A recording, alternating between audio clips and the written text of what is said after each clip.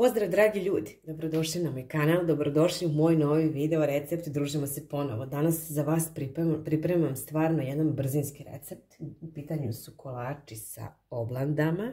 Ja ću za ovaj recept da iskoristim 3 lista oblandi, ali ona 2 što su mi preostala ćemo također da iskoristimo, ali u narednom snimku i u narednom videu.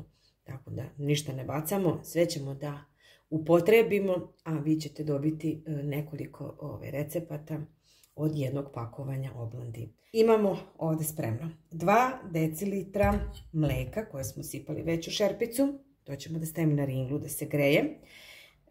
Potrebno nam je kristal šećera, 2 šolje od 2 deci. To ćemo sipati u mleko. Potrebno nam je 1 kesica Nescafe, 2 kašike kakaa, 300 g mlevenog keksa i 1 šaka oraha, malo onako krupnije samlevenih, ili ako imate vremena i ako možete, vi ih iseckajte, bit će još lepše i dekorativnije. I naravno potrebno nam je 1 margarin.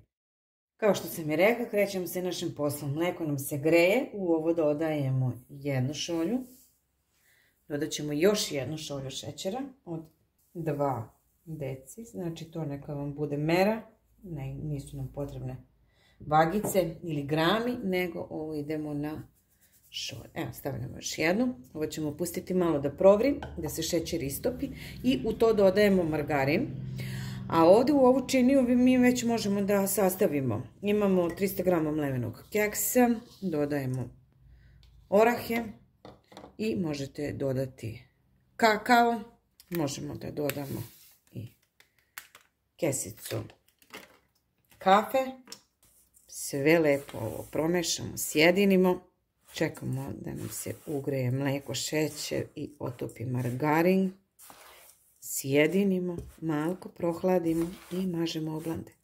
To vam je u kratkim crtama. Stvarno brzinski kolač.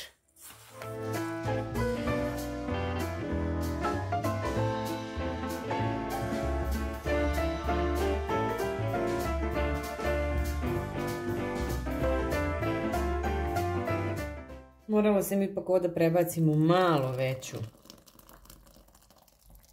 činiju, pošto ga ima poprilično.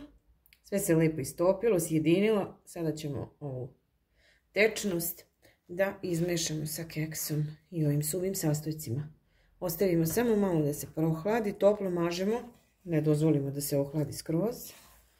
A onda ćemo jako teško razmazivati po oblandi kolač. Znači ovo je sada bitno. Ostaviti malo da se prohladi, dobro izmešamo i filujemo.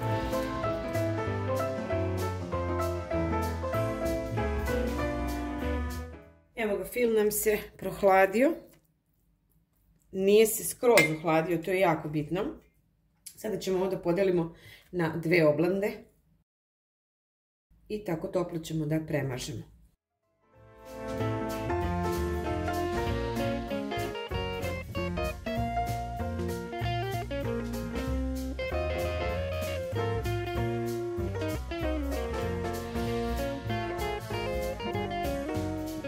Razvukli smo masu na 2 oblande, sada ćemo da ih sastavimo.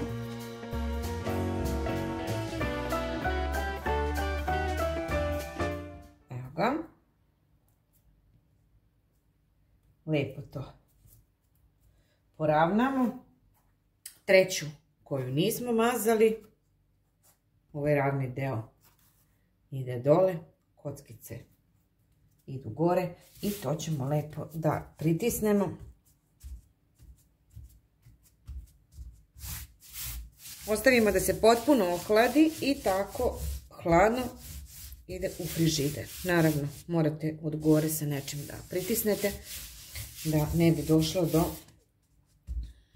odvajanja ovog lista oblande od fila. Evo ga, naše oblande smo isekli.